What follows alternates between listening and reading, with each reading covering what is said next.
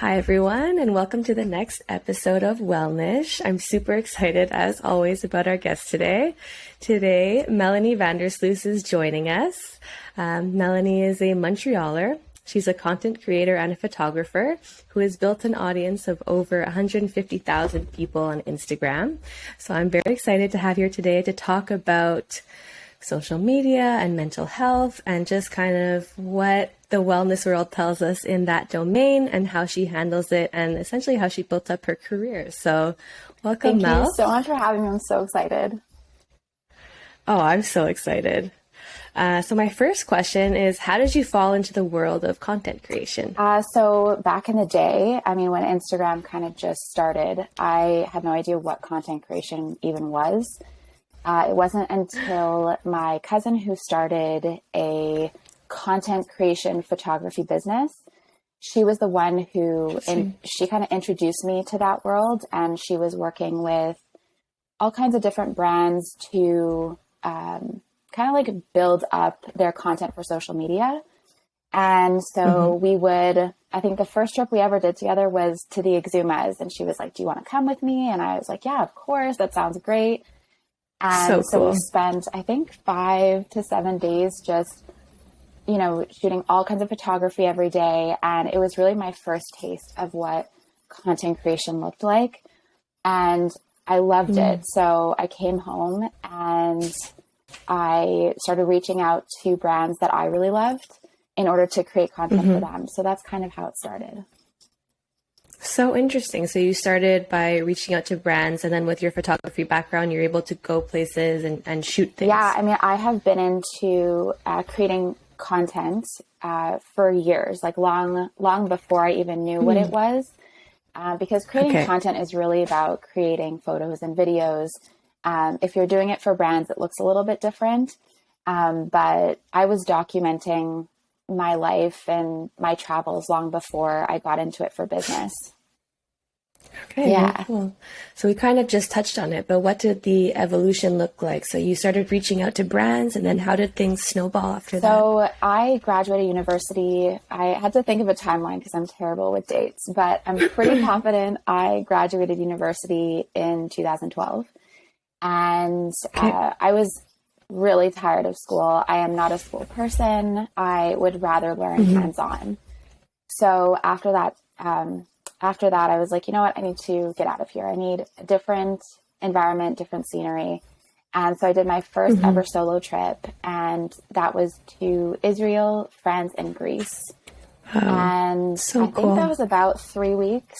And I came home and I was like, I can't go back to my job. I worked at Lululemon at the time, and I loved the people there. Okay, I had a memory that you worked there, but I wasn't sure. I absolutely loved it. It was such a beautiful work environment, and the people there, and it was all about personal growth, and I loved that.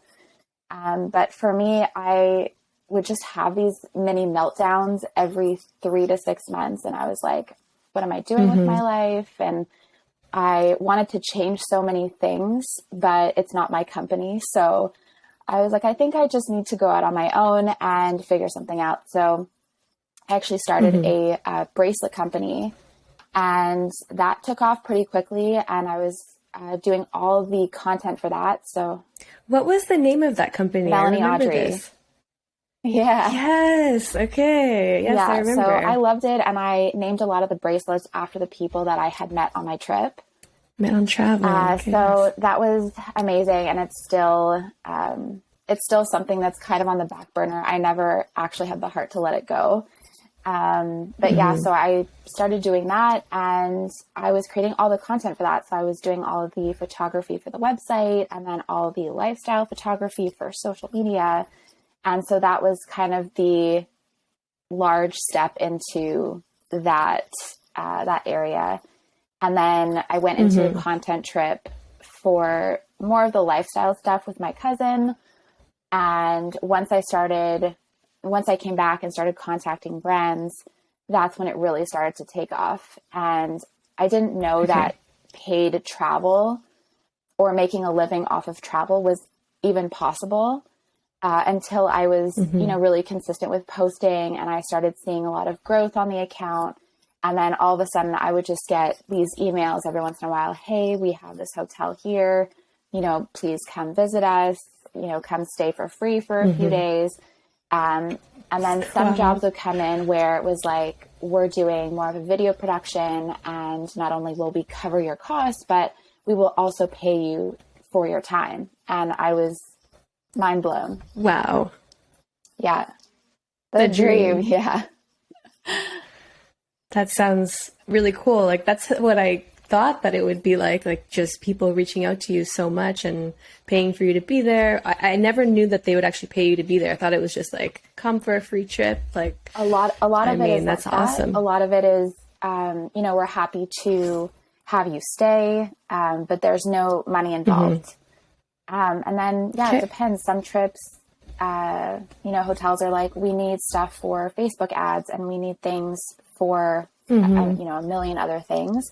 And so at that point, they're like, we'll pay you for that content. Okay. So I guess I just said that, so I'm going to go with this question. So it really does seem like a dream job. What was the reality of that? A lot of the time they talk about Instagram versus reality. Was it as luxurious as it seemed? Was it hard work? Because I'm talking from my marketing background, but when you go to an ad agency or a marketing agency, there's somebody doing your copy, there's someone taking your photos, you have your creative, there's somebody planning your branding. Like, it's like a whole agency just to deliver one small marketing campaign, and you're doing all of it. One woman show. What did that kind of entail? So when I started at the time, of course it was a one woman show. I, didn't have a manager. I didn't have, someone sending out pitches, creating media kits. Like, there's so much that goes on behind the scenes. But when it comes to, actually going to these places, they are luxurious, and they are beautiful, and they are very awe-inspiring. And you kind of question, like, wow, how did I even get here?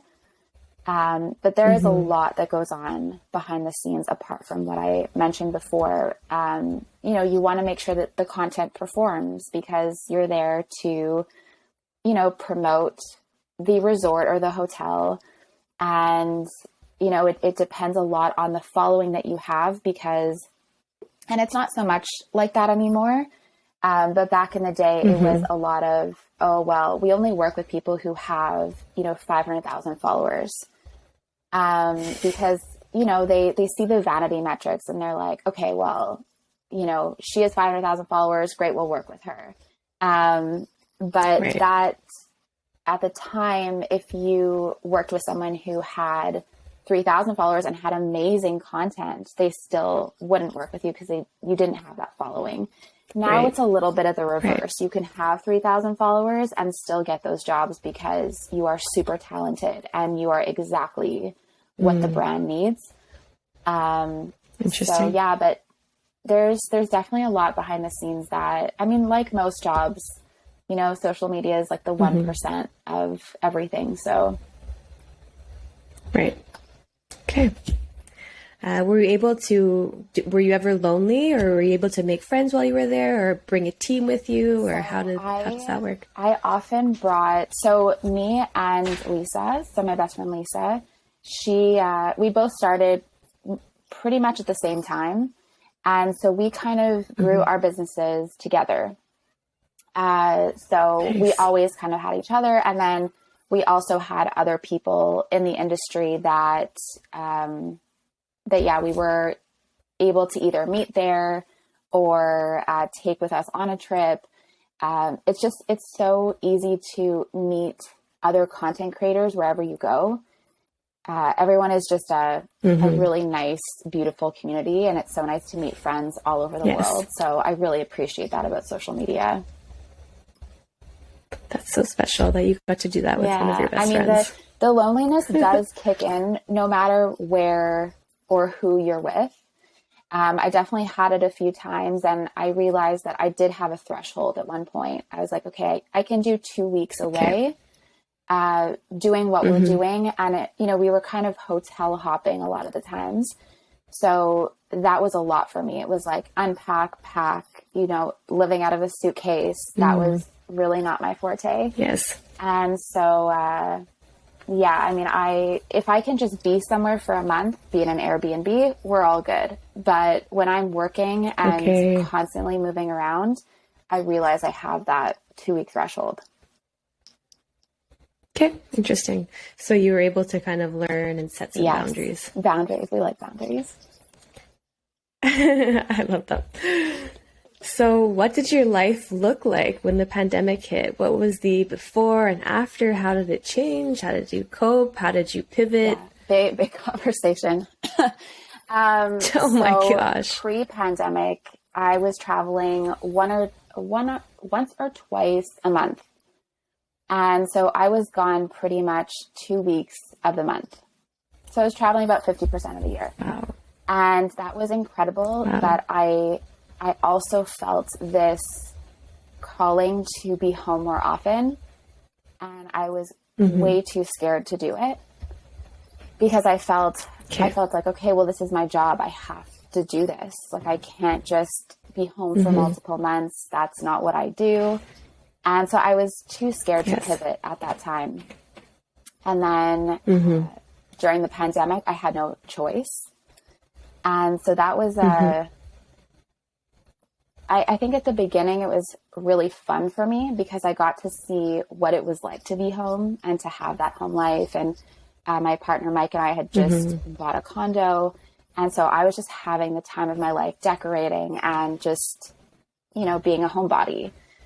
And then near the end of that 2 years, actually, I would say maybe a year into it, I was like, okay, I probably need to figure myself out. And I went into I would say a pretty dark place. And I was feeling really lost. I was like, I don't know how to pivot, where to pivot, what would be best for me. I was still really missing the life I had because it had been over a year since I had traveled anywhere. And so I decided to hire a business coach after year one of the pandemic. And she was amazing. She worked a lot with me on mindset because that's, where a lot of us are held back is by ourselves. And she gave me a whole new outlook. She's like, you've been doing this for, 5 years. Why don't you teach others how to do that? And I was like, oh, like that sounds great. So I am currently creating a course on how to create beautiful content by just using your phone. So it's no professional equipment. It's so easy to create content with your phone. So that's where I pivoted to, and I'm excited about it because it means I get to help people, and that's what I thrive on. So yeah. Okay. So 2 questions. So if you don't mind sharing, who was the business coach that you used and what made you want to use a business coach in particular? So her name is Jen Marilla, and she's from New York. I had found her on social, and she's also a friend of mine. And I had been watching her content, and I just loved her energy and just the way that she taught. And what was the second question? Why I chose the business coach? Yeah. I think because I knew that I had a lot in me. I knew that I had a lot of knowledge. I just didn't know what the best next step would be for me. So I really needed someone who was like a third party outsider looking in on my business and to tell me, okay, here are the options I see for you. And I remember getting on a call with her, and I think the first call I ever had with her. And she was the ultimate hype woman. She was like, your content is incredible. You are so talented. You could do X, Y, Z. And I was like, oh, really? Like, I just couldn't see it because I was so in it. And all you see is like what you're lacking. And I was lacking everything. I was lacking the confidence to do anything. I had analysis paralysis. I was like, well, I could do all of these things, but I don't have the confidence or the motivation to do any of that. So she had the business side of it, but she also had the mindset, which is actually something I needed a lot more. Because I would say, okay, yeah, I'll do that.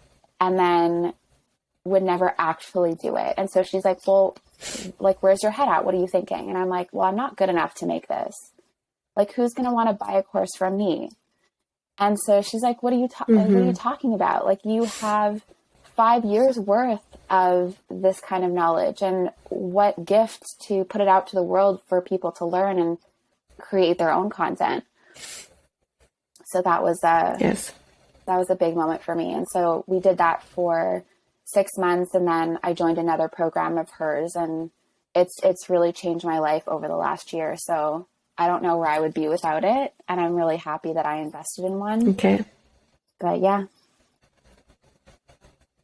Very cool. When do you expect to publish your course? End of August. So it's coming up. Okay.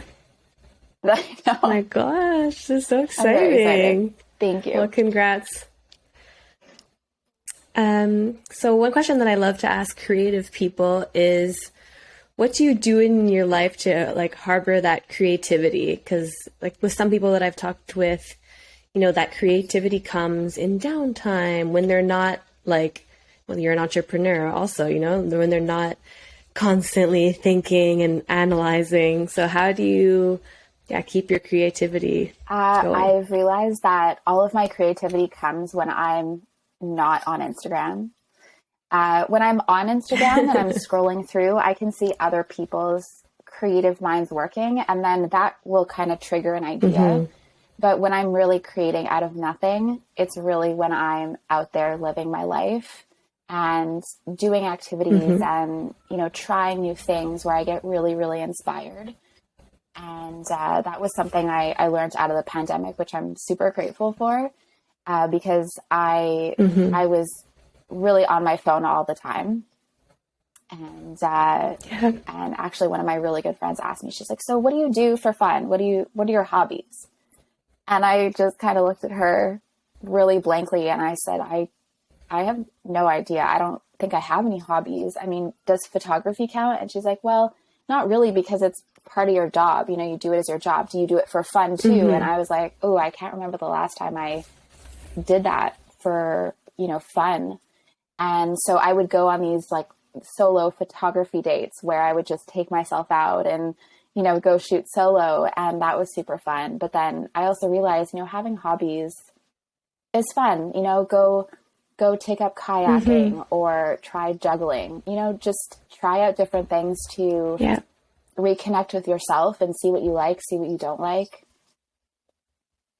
Mm-hmm. And what kind of hobbies have you found? So my mother actually got us inflatable kayaks, and we absolutely loved it. Oh, so cool. I actually saw that on your story, and I'm like, that is so smart, because we have kayaks and we bought wheels that we like lug down along Lakeshore to go kayaking, and it's like wow, inflatable kayaks. Yeah, I think so smart. I think also getting back into the gym and exercising, you know, trying out yoga, Pilates, you know, like what ways I like to move my body. These things I just never. I was so out of touch with who I was, even before the pandemic. I was like, I don't know what I like. I've been so into this for so long. I haven't really explored anything else. So that was a mm-hmm. really important thing for me to discover. Interesting. So there's no doubt that social media can have detrimental effects on our mental health.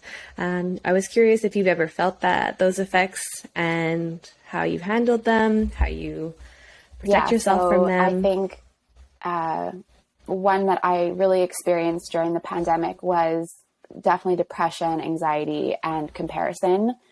So I realized that when mm-hmm. I was scrolling, you know, some people were still traveling and were still having the same life that they had, whether it was the pandemic or not. Mm-hmm.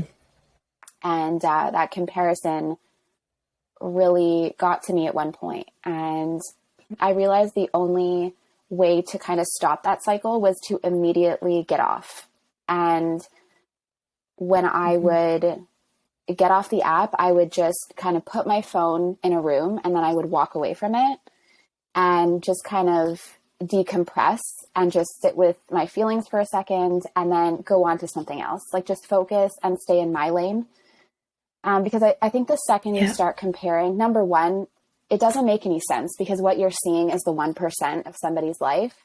And of course, everyone posts a lot of their highlights. You know, there are definitely some people who are posting their struggles, which I think is great. But for the most part, you can expect that people are sharing their wins on social media. And so if you're in a not such great place and you are there scrolling and all you're seeing is win after win after win, it's not going to make you feel any better. Yeah. So in that, I think, toxic cycle, it's good to just get off your phone, put it somewhere, and then just take some time away from it. And I have done 30 days off social. I've really tried to make some kind of distance between myself and my phone when I'm not feeling so great. So I think that's been the thing that works the best for me, is just realizing where my thoughts are and kind of saying, okay, I need a break now, and just putting it to the side. I like that. I feel like a person who's very self-analytical, and I observe myself a lot, but I still feel like I'm on it way too much.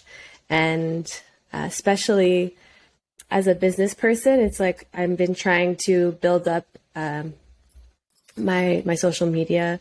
Ever since I went out on my own, I was really like, this is going to be a goal of mine, posting X amount of times a week. And now I find there's also so many social media coaches that is like, every time I go on, and it's like, it's just a reminder of like what I'm not doing and how they got this many followers and they're doing this and they're making money and I'm not. And I'm like, I just start feeling like overwhelmed. Like I find I'm literally never scrolling on social media anymore because I just have so many things that are triggering me that like I'm not doing enough. So what I end up doing is just looking at my friends' stories, and then I try to just get off. You will always find a million coaches for everything.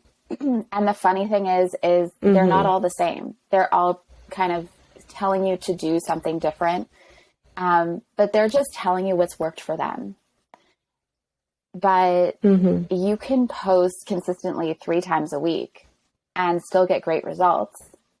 Meanwhile, you have someone else telling you like, oh, post 3 TikToks a day. And, you know, that's worked super well for them. But if that burns you out 30 days later, is it really going to be worth it? Probably not. And I think the key that I have learned is that consistency is really the key. So if you can manage posting 3 times a week and that's comfortable for you, you're like, okay, I don't feel burnt out. I feel like I can keep up this pace. Then just do that, because just showing up is important. And I feel like that kind of gets missed, as well as the point is to show up to like help others in a certain way. Like, what is the goal of you being on this platform? Is it to become famous and have a bunch of followers and get the free travel and get the free stuff? Well, if that's the goal, you're going to find yourself in a really dark situation later, because it's not fulfilling in the end. You have to have a really solid vision and why as to why you are on social media. And so when I didn't have that for myself, I was like, I'm not going to show up. Like, what am I doing with this? Now, I could have said to myself, maybe I'll share from where I'm at.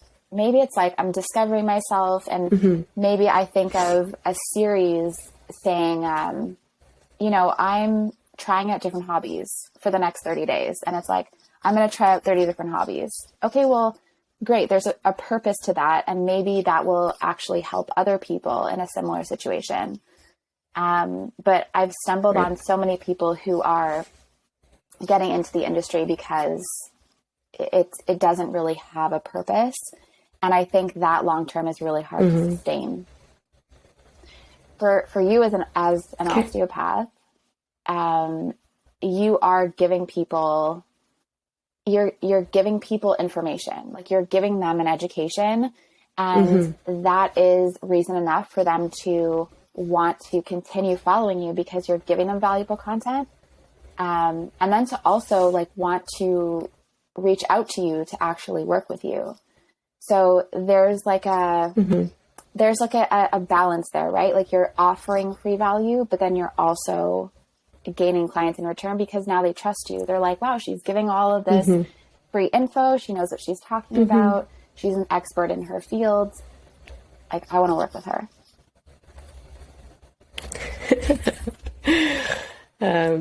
Yeah, it definitely was a game changer. I think people tend to be pretty harsh and judgmental of people who have presence online because it's easy target, but there's so much work that goes into it, so much planning, so much. And I just have a really big respect for people who have been able to build up a following, maintain those relationships. Because I actually worked with a social media coach a little bit at the beginning as well. And it's like, okay, like you want to engage and you want to do this, like, and they're all things that make sense. And it's when people are successful, you know that that's all the effort that they're putting into it. And like we were saying before, you're the full marketing agency. For sure. One person. As a small business, I think that's one of the reasons why I wanted to get into doing this course is because all of the people that I collected information from before even getting into the creation of this course, they were all like, I don't have time. I'm super overwhelmed with all of these options that I have and all this information I'm getting.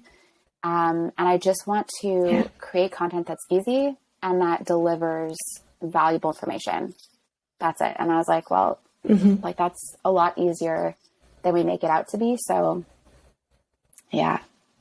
Do you do any consulting work with brands outside of travel? I got into some social media management when I was in the middle of the pandemic, and I really love it. But I've decided to not take on any more clients just because with doing the core stuff and everything, I have to. Yeah, exactly. Stay focused. So I definitely find on your account that there is an authenticity there. So I was curious about how you go about trying to remain authentic. What are your goals, or how do you do it? I think for me, it's just about being aware of where I'm at. When someone asks this exact question to my partner, he always says that if she doesn't feel good that day, or if she doesn't want to show up, she doesn't. And that's really the truth. If I'm in a really weird place, you won't ever find me putting on a different one just to show up on social media. And a friend of mine once shared, she's like, I never like sharing from an open wound.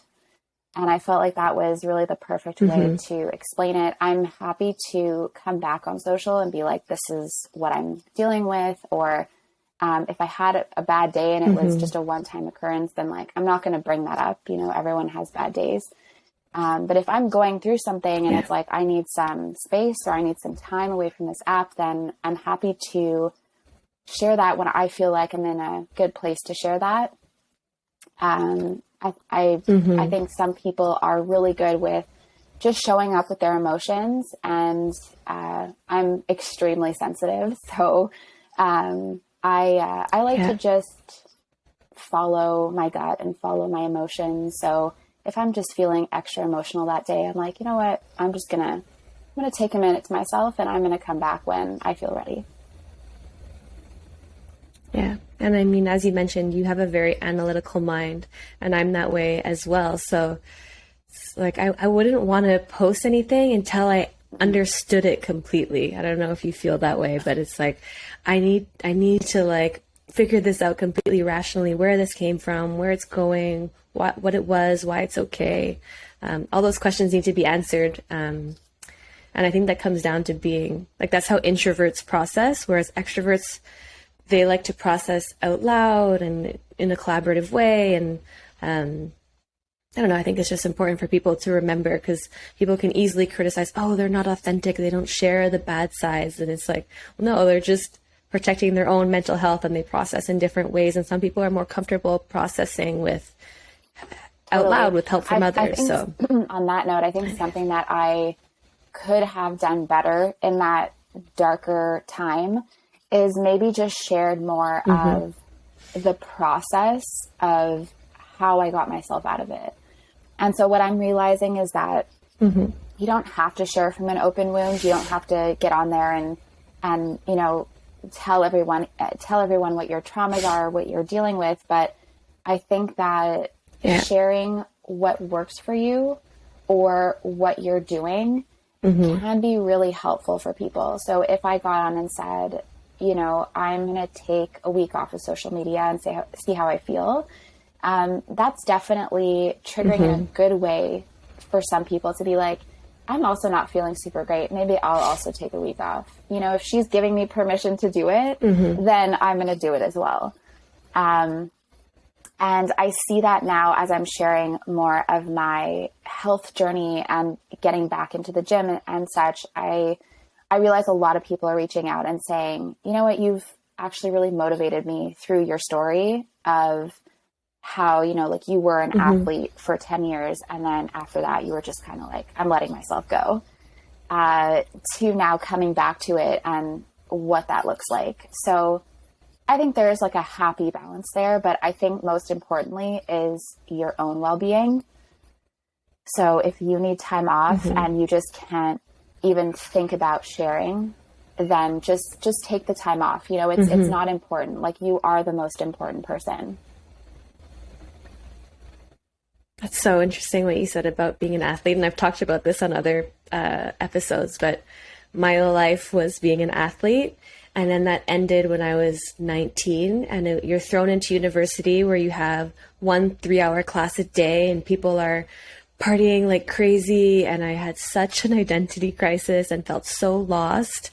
And it took years to be able to, like, sounds like a cliche, but, you know, to figure yourself out again, like you said, to figure out what are your hobbies outside of that sport, like what brings you joy and purpose. I mean, it sounds like it sounds like first world problems, right? If you were to tell somebody. Yeah, I was going to say very privileged problem. And for sure it is. But everyone deals with their own stuff, no matter what situation you're in. Yeah, I was going to say something, but it now escaped my brain, and it was so good. It'll come back to you. So I guess we're on this topic. So what wellness practices help you balance your life? So I really love meditation. It's really helped me just come back to myself and find this groundedness that I really needed. Whenever I'm feeling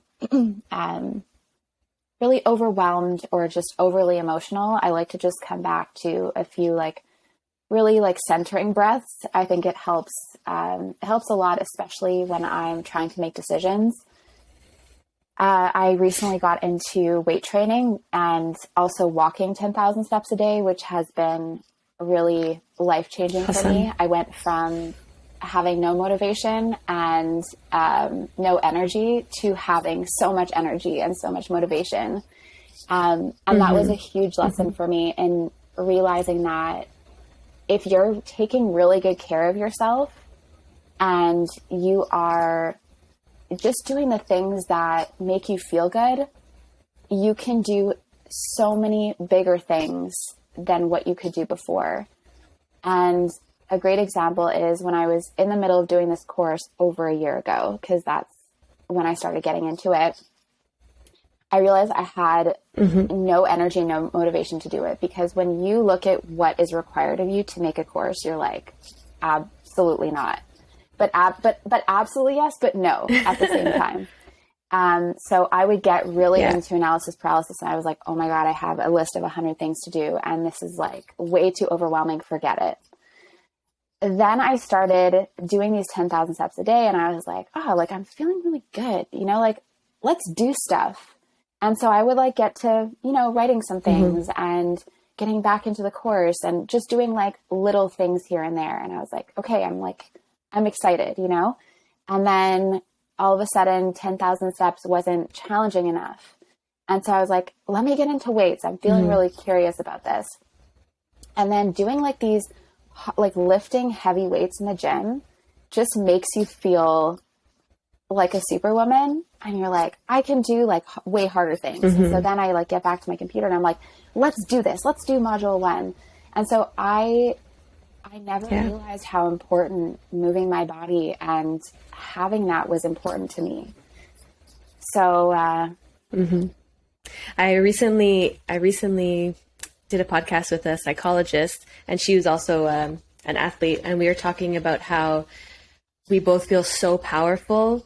Like it's tapping into that inner athlete previously. And I think a big part of like the struggle of losing that identity was that feeling that you get when you're playing your sport, where you feel in your flow, when you feel so like indestructible. It's hard to put words to it, but I find myself, like you said, whenever I'm doing something difficult, challenging physically, I will get the motivation to pursue these other kind of business ideas that I'm thinking about, or having the courage to take on new projects. Yeah, so 100%. I just found that interesting. I love that. I actually just remembered what I was going to tell you.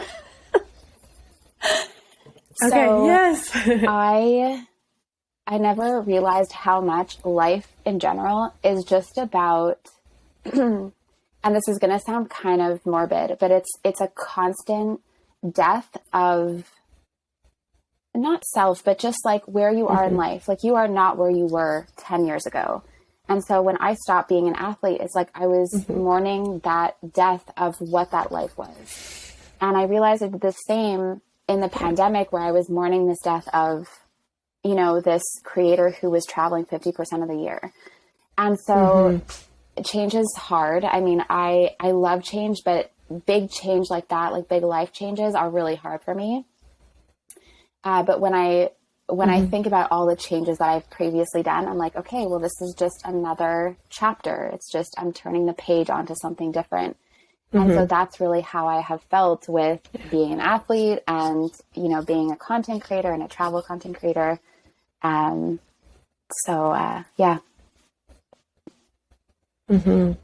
Yeah, that's very insightful. And I remember I had one therapist at one point who pointed out, or who just said, sometimes to get perspective on your own life, like think about major transitions you've gone through, or major challenges, or for me at the time, it was like exam anxiety. He was like, have you ever failed an exam? And I was like, no. He's like, then what makes you think that you're just going to perpetually fail in the future? Historically, you've proven to yourself that you haven't failed. So why would you fail? Why would you ever let yourself fail in the future? And I'm like, oh, but that kind of applies to any transition you're going through in your life. So what kind of weight training are you into, or do you see a trainer, go to the gym? So my partner, Mike's sister, is, I'll call her a gym rat, although I don't really like that term. But she's incredible, and she has so much knowledge in the fitness industry. So I actually asked her to make me a program. And so that's what I'm following right now. And Mike has also, he has a ton of knowledge with weights. And so he was actually watching my form yesterday, and I was like, ooh, I feel like a little bit nervous because you're kind of just looking over me. But that was super helpful. And so, hopefully we can continue doing that together, because I think that would just be a great activity to do. Apart from weight training, you know, obviously walking and just getting out of the house is super important. I like doing gratitude journals. So I used to have the physical one, and I downloaded the app maybe a year ago, and that's been great because I don't travel with a lot of books. So I can still do that morning and night, and it's from the same company. If you do the 5-minute journal, they have an app. It's called the 5-minute journal. I mean, if I look at it now, it's just called Journal. But I think if you look up like 5-minute journal in the App Store, that might come up. I've also been really into therapy for years. I think that is, the best if you want to really introspect and look at yourself and how you think. And I'm a very big advocate of therapy. Osteo, chiro, I think making food too, I used to really not enjoy making food until I saw someone talk about how it's a form of self-love. And I was like, oh, I've never actually thought of it that way, but that's very true. You know, we want to feed ourselves the best. And so I was like, okay, I'm going to give myself a good effort in, you know, finding recipes and things that I like to eat. And, well, we've been conditioned to associate food with negative, you know, don't eat, don't consume, like, you know, moment on your lip, lifetime on your hips. I think that was the saying. I saw a TikTok the other day that was saying how millennials, we grew up watching America's Next Top Model, and they were just playing over some of the criticisms, and it was like harsh. Yeah. You know, that was so normal, and nobody was trying to cancel them. It was just like, this is safe for young teenagers to be. Yeah, it's crazy watching. what we grew up with. And I think the generation now that's on TikTok and they're getting all of this great stuff. You know, there are so many like women who are advocating to just love your body. And I think that's such a beautiful thing. And I love that they're growing up that way. But yeah, we've been conditioned to, like you said, we grew up that way. And so it's hard to unlearn that and then learn something different. Yeah. Not that this, I was just going to say, not that this is a wellness practice, but I find for me, I could not live without my calendar. I think that is probably the most peace-saving thing that I have in my life, because I have a tendency to forget so many things. And so if I have a lot going on and someone's like, oh, by the way, like you have this appointment and like we have this birthday on this weekend, I like quickly pull out my calendar and I put it in there. And that way I can go to sleep, you know, not thinking about like, I forgot something. Yes. So if anyone has the same type of thing where you find yourself forgetting a lot of things, or you're going to bed and you're like, I know that I have something tomorrow, but I can't remember what it is.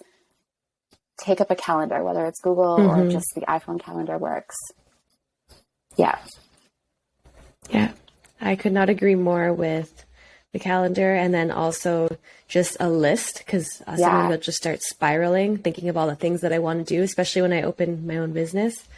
And then my sister was like, just write them down. Yeah, it feels so much better. Brain dump, like, oh my brain God, dump everything that you have.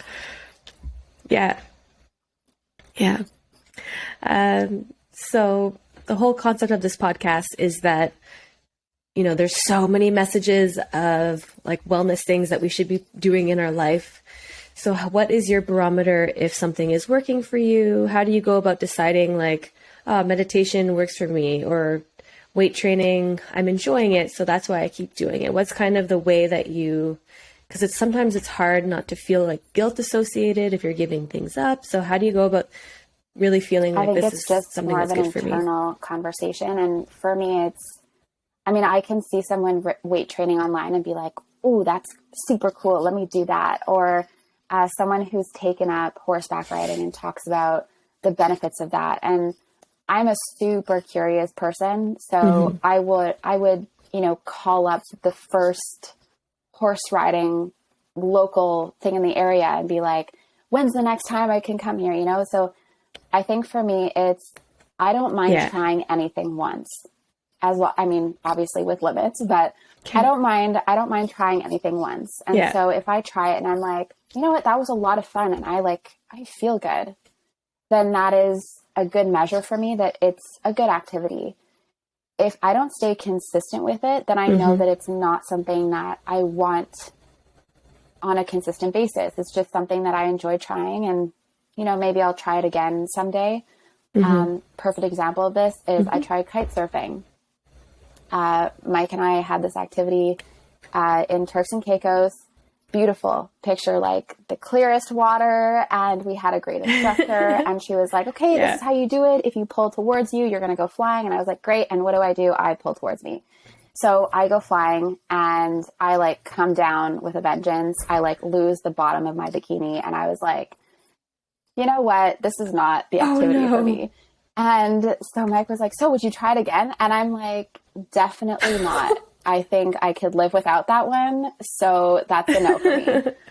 And granted, that's like, you know, I could try it again and just see if I have a second occurrence of that. But for me, it's like, there's so many other water activities I can try.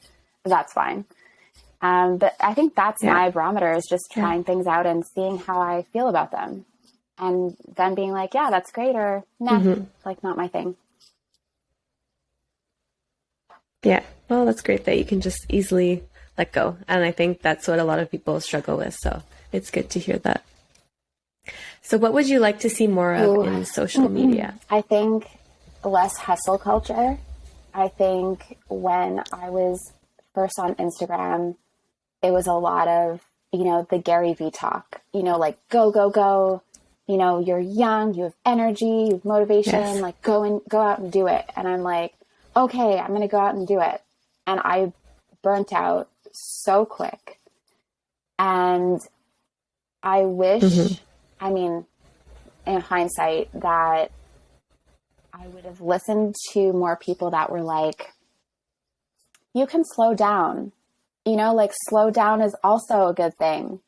And to just take some time for yourself and discover who you are and what you enjoy doing and what you don't enjoy doing. And also giving me permission to, like we were just talking about, like let go of things. Because at the time it was like, well, I don't want to be a quitter. I don't want to quit something. And I saw that with my previous business. I saw it with Melanie Audrey, and I'm like, I'm not really ready to let it go. And so many people were like, okay, but you haven't done anything with it. Like, it's time. Like, let's let it go.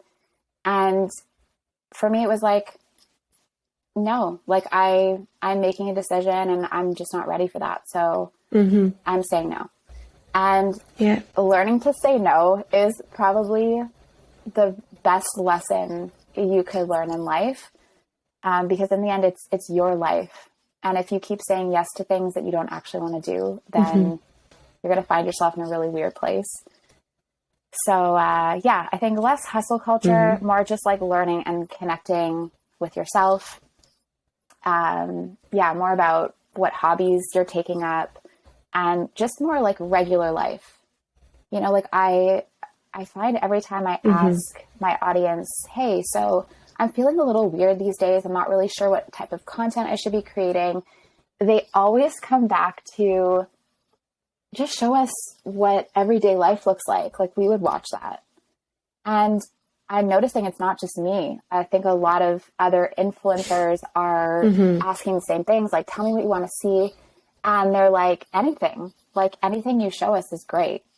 And I'm like, that's so interesting, because that is the reality. Like, there are so many people just, you know, living very similar lives off of camera. And they're like, it would be great to just connect with you on a different level. Like, if you're cleaning your house, like, that's so where I'm at in life right now, is home life and cleaning and decluttering, you know? So I think, I mean, I love TikTok for that reason. I find so much of that content on TikTok, but it's a little bit less on Instagram. Love that. So yeah, I would love to see more of that on Instagram. Just like, you know, everyday Joe stuff. Yeah. Very cool. So last question, what are your career goals and what do you envision for yourself for the one future? career goal right now is to get the course done. And yeah, I mean, I'd love to continue traveling if I feel good about it. And at the moment, I do feel good about it. So I'd like to, you know, slowly get back into that. But anywhere past the next year, I don't know. And for the first time, I'm actually really okay with that. I think I'm really just focused on the next 6 to 12 months. And after that, you know, once I cross I'm done with creating the course bit, then I can focus on something else. I think for me, I've always enjoyed having the solutions, and I get really anxious not knowing, like the fear of the unknown. But I think going through 2 years of unknown has prepared me for any other unknown. So yeah. Okay. Yeah. That sounds very healthy. Yeah, go for it. Sorry, I actually thought of one more question I wanted to ask, which is, for somebody who's wanting to get into content creation, gain more of a presence on social media? Do you have any recommendations for somebody just starting out? Honestly, just start. First step? And I know that this sounds probably very cliche, but I think the hardest thing is just to get going and do it messy. Mm-hmm. You know, do it with mistakes. Just start in any way that you can. Because I think it's just the initial fear of kind of like taking that first step. Mm-hmm. And then if you are posting and you're just kind of like, I'm not sure what content I should be creating, you can always, first of all, you can always ask your audience, like, you know, what content would you like to see more if you have been posting? But then just also come from a place of, you know, how can I bring value to this audience? How can I serve them in a way that also fulfills me? Because I think, we have the tendency to, I think, post what we think is going to do well. But if you are a small business and you're providing a service, in the end, like, you want people to reach out to you. Like, the goal is to have more clients. So you have to approach them in a way that's like, I'm providing you free value. Or like, if you learn something throughout the day with a client, like, maybe that's what you share is, you know, I'm seeing this a lot and here's the solution. Because it's, you will definitely get clients if you are sharing from a place of, I just want to give this value to everybody, whether you are local, whether you are around the world, it doesn't matter. And that definitely builds trust. And we need that with social media, because otherwise, like, there's no, I don't know how to better explain that. Like, you know, you're online and there's so many other people. And so you have to really put yourself out as this authority figure in your field. So anything that puts you in that position is great. Thanks. I think that was really well put. No, that's strong. And I think that's something that I'm going to start using as well. Just so to wrap things up, where can people reach you, follow you? What are your handles or your website? So for me, I'm mostly on social. Where would your course be? I'm mostly on social. I'm mostly on Instagram. So you can find me at Vandersluis. And I know that's probably a big mouthful for some, but I'm sure you could put it in the notes. So yeah, I mean, that is my go-to platform. And from there, there's links to everything. So you'll have links to the course and how to contact me. And that's the easiest way. Perfect. Thank you so much for having me. So much for coming on. You too. Have a great rest of your day. Okay. Bye.